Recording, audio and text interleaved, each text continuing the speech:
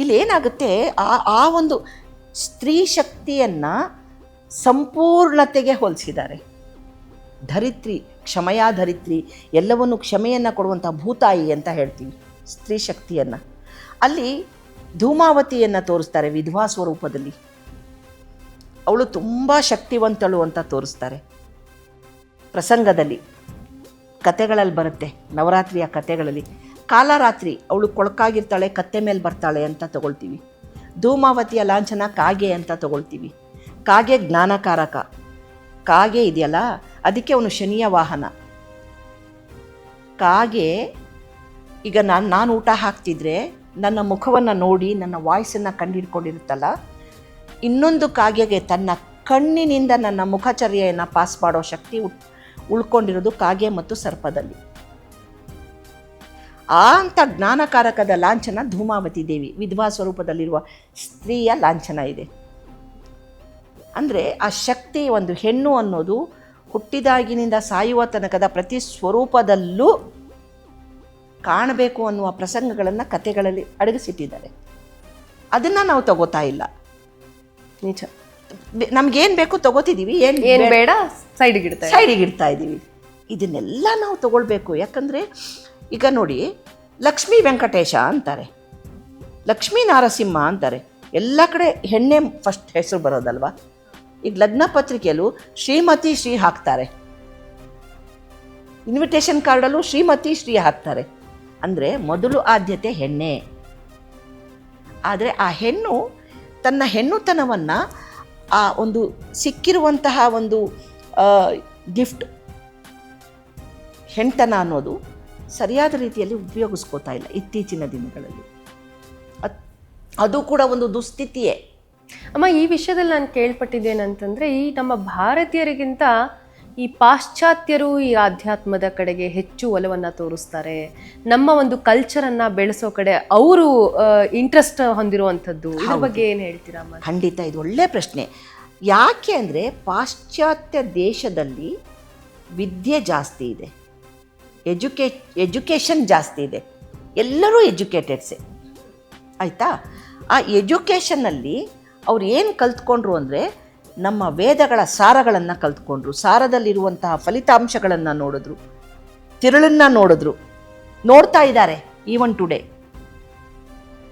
ಯಾವುದೋ ಒಂದು ಯುಗಾಂಡದಲ್ಲಿರುವಂತಹವರು ವ್ಯಕ್ತಿಗಳು ಇವತ್ತಿನ ದಿನ ವೇದ ಪಾಠ ಕಲಿತಾ ಇದ್ದಾರೆ. ಆಫ್ರಿಕನ್ಸು ವೇದ ಪಾಠ ಕಲಿತಾ ಇದ್ದಾರೆ. ಸೊ ನೋಡಿ, ನಮ್ಮಲ್ಲಿ ನಾವು ಅದಕ್ಕೆ ಎಷ್ಟು ಹೆಚ್ಚು ವ್ಯಾಲ್ಯೂ ಸಿಗದೆ ಇದ್ರೂ ಕೂಡ ಬೇರೆ ದೇಶಗಳಲ್ಲಿ ಅದನ್ನ ಎತ್ತಿ ಹಿಡಿದಿರುವಂತ ಎಲ್ಲ ಪಾಶ್ಚಾತ್ಯ ದೇಶಗಳು ವೇದಗಳ ಸಾರಗಳನ್ನು ಕಲ್ತ್ಕೊಂಡು ನಮ್ಮ ರೀತಿಯ ಪೋಷಾಕಗಳನ್ನು ಹಾಕ್ಕೊಂಡು, ಅಂದರೆ ಪೋಷಾಕು ಅಂದರೆ ಡ್ರೆಸ್ ಕೋಡ್, ಪಂಚೆಗಳನ್ನು ಹಾಕ್ಕೊಂಡು, ಶಲ್ಯಗಳನ್ನು ಹಾಕ್ಕೊಂಡು, ಜನವಾರ ಧಾರಣೆಗಳನ್ನು ಮಾಡಿಕೊಂಡು, ನಾನ್ ವೆಜ್ ತಿನ್ನೋದು ಬಿಟ್ಟು. ನಾನು ನಾನ್ ವೆಜ್ ಅಂದರೆ ಮಾಂಸಾಹಾರಿಗಳು ಕೆಟ್ಟದು ಅಂತ ನಾನು ಹೇಳ್ತಾ ಇಲ್ಲ. ಮಾಂಸಾಹಾರ ನಮ್ಮ ಕರಳಿಗೆ ನಿಷೇಧ, ಕರಳಿನ ಲೆಂತಿಗೆ ವೈದ್ಯಕೀಯ ಪದ್ಧತಿ ಅಡಗಿದೆ ಅಲ್ಲಿ ಆಯಿತಾ. ಇದನ್ನೆಲ್ಲ ಅವರು ಅರ್ಥೈಸಿಕೊಂಡಿದ್ದಾರೆ ಪಾಶ್ಚಾತ್ಯರು. ಅರ್ಥೈಸ್ಕೊಂಡು ನಂದೇ ಎಷ್ಟೊಂದು ಸ್ಟೂಡೆಂಟ್ಸ್ ಇದ್ದಾರಲ್ಲ, ಎಷ್ಟು ಲಕ್ಷಣವಾಗಿ ಕಲ್ತ್ಕೊಂಡು. ಈಗ ಒಂದು ಗುರುಪೂರ್ಣಿಮಾ ಅಂತ ಬಂದಾಗ ಈ ಇರೋ ಊರವರೇ ವಾಟ್ಸಪ್ಪಲ್ಲಿ ಹ್ಯಾಪಿ ಗುರುಪೂರ್ಣಿಮಾ ಅಂತ ಟೈಪ್ ಮಾಡಿ ಕಳಿಸಿರ್ತಾರೆ ನನಗೆ, ನಮ್ಮ ಇಂಡಿಯನ್ಸ್.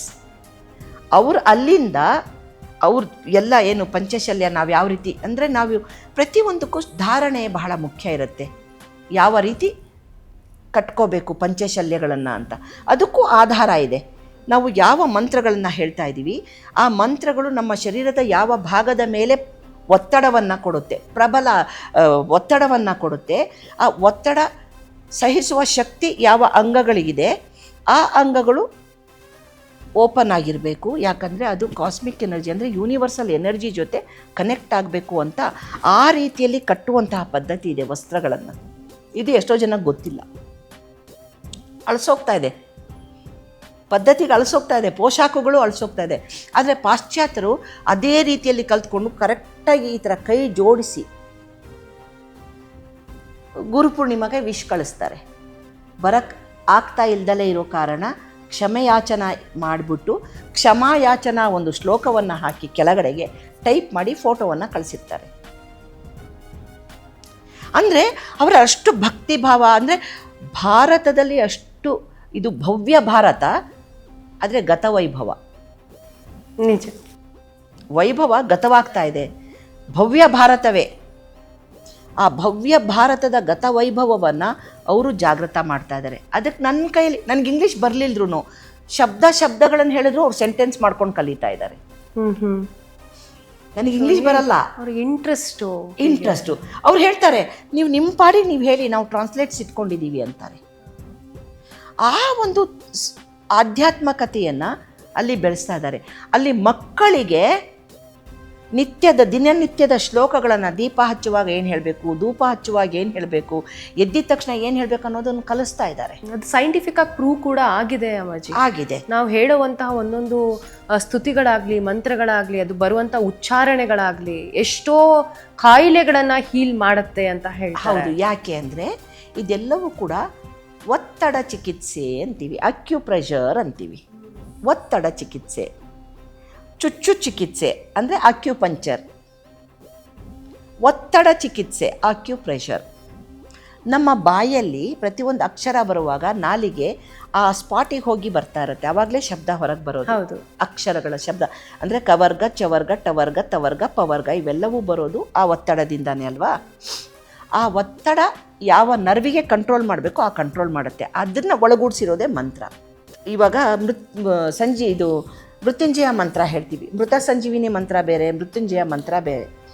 ಮೃತ್ಯುಂಜಯ ಮಂತ್ರ ಅಂತ ಹೇಳ್ತೀವಿ, ಓಂ ತ್ರಂಬಕಂ ಯಜಾಮಹೇ ಸುಗಂಧಿಂ ಪುಷ್ಟಿವರ್ಧನಂ ಅಂತ ಹೇಳ್ತೀವಲ್ಲ, ಅದನ್ನು ಹೇಳುವಾಗ ಎಲ್ಲೆಲ್ಲಿ ನಾಲಿಗೆ ತಗಲತ್ತೆ, ನಮ್ಮ ಶರೀರದ ಯಾವ ಯಾವ ನರ್ವಸ್ ಸಿಸ್ಟಮ್ ಮೇಲೆ ಪ್ರೆಷರ್ ಬೀಳುತ್ತೆ, ಅದು ಯಾವ ರೀತಿ ಪಿಚ್ಯುಟರಿ ಗ್ಲ್ಯಾಂಡ್ ಮೇಲೆ ವರ್ಕ್ ಮಾಡುತ್ತೆ, ಪಿಚ್ಯುಟರಿ ಗ್ಲ್ಯಾಂಡ್ ಮೇಲೆ ವರ್ಕ್ ಮಾಡಿದಾಗ ಯಾವ ರೀತಿ ಎನ್ಸೈಮ್ಸ್ ಹಾರ್ಮೋನ್ಸನ್ನು ರಿಲೀಸ್ ಮಾಡುತ್ತೆ, ಅಂದರೆ ರೋಗ ನಿರೋಧಕ ಶಕ್ತಿಯನ್ನು ಹೆಚ್ಚಿಸುತ್ತೆ, ಅದು ಮಂತ್ರಗಳಲ್ಲಿದೆ.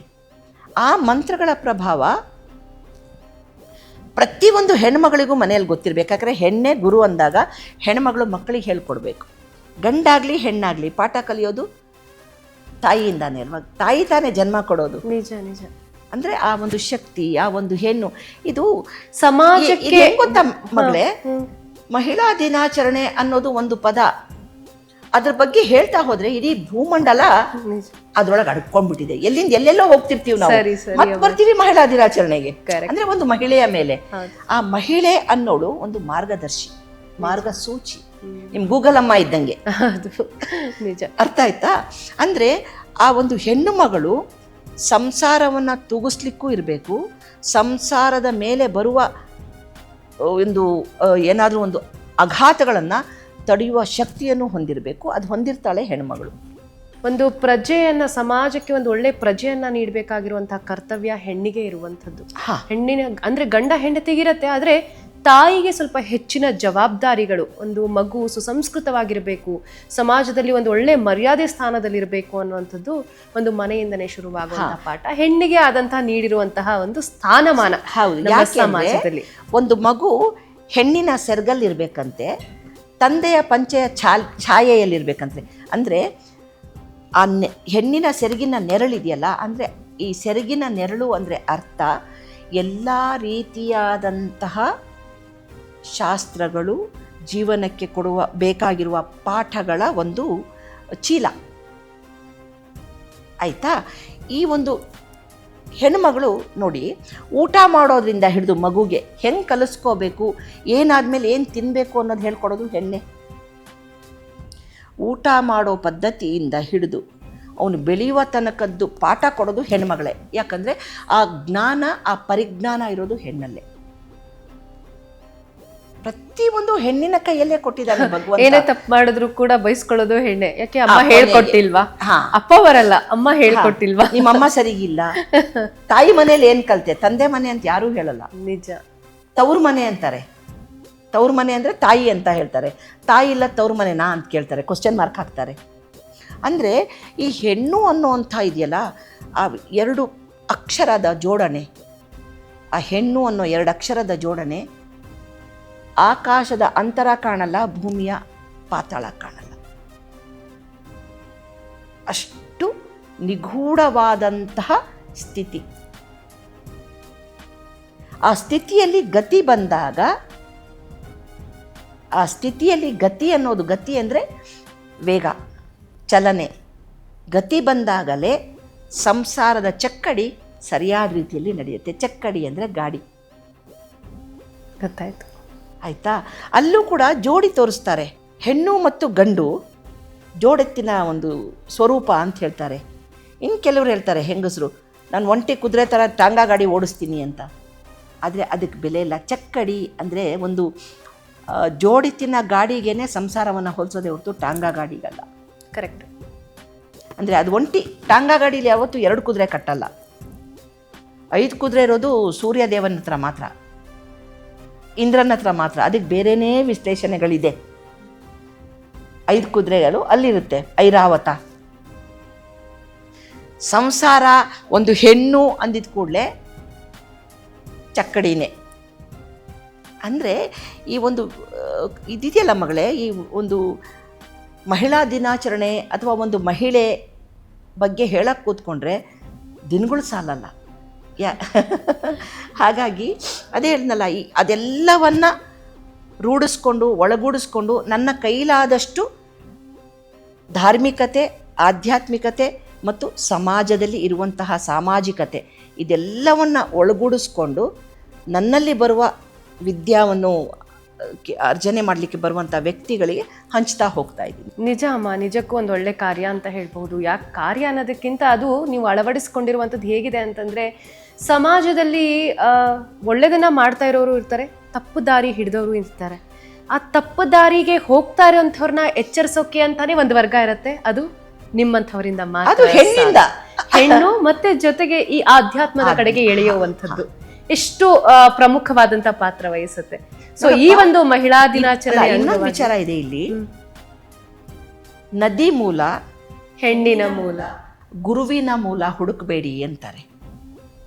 ಅಂದ್ರೆ ಅಲ್ಲೂ ಕೂಡ ಹೆಣ್ಣು ಆದ್ಯತೆ, ನದಿನೂ ಹೆಣ್ಣು ಆದ್ಯತೆ, ಗುರು ಒಂದು ಶಕ್ತಿ, ಅದು ಕೂಡ ಒಂದು ಈಕ್ವಲ್, ಒಂದು ಕಾಯಿನಿನ 2 ಮುಖ. ಹೆಣ್ಣಿನ ರೂಪದಲ್ಲೂ ಇರ್ಬೋದು, ಗಂಡಿನ ರೂಪದಲ್ಲೂ ಇರ್ಬೋದು, ಒಟ್ಟು ಶಕ್ತಿಯ ರೂಪದಲ್ಲಿ. ಇದೆಲ್ಲ ತಗೊಂಡಾಗ ಇದು ಮಹಿಳಾ ದಿನಾಚರಣೆ ಹೌದು.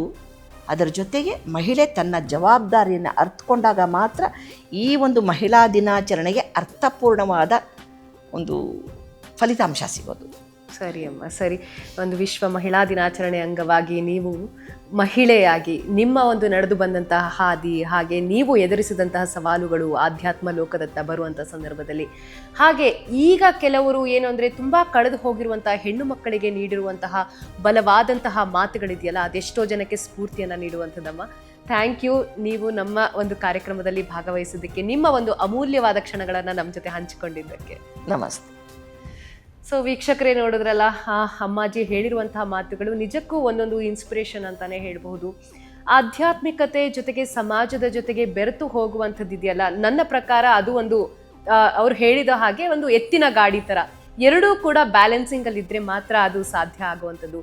ಹೆಣ್ಣು ಮಕ್ಕಳು ಅದರಲ್ಲೂ ಹೆಚ್ಚು ಜವಾಬ್ದಾರಿಯುತರು, ಹೆಚ್ಚು ಶಕ್ತಿಯುತವಾದಂಥವರು, ಅವರ ಒಂದು ಈ ಶಕ್ತಿಯನ್ನ ಅರಿತುಕೊಂಡು ಸಮಾಜದಲ್ಲಿ ಬಾಳ್ವೆಯನ್ನ ನಡೆಸಿದ್ರೆ ಎಲ್ಲವೂ ಸುಖಮಯವಾಗಿರುತ್ತೆ, ಸಮಾಜ ಒಂದು ಸುಸ್ಥಿತಿಯಲ್ಲಿರುತ್ತೆ ಅನ್ನೋ ಮಾಹಿತಿಯನ್ನ ನೀಡಿದ್ರು.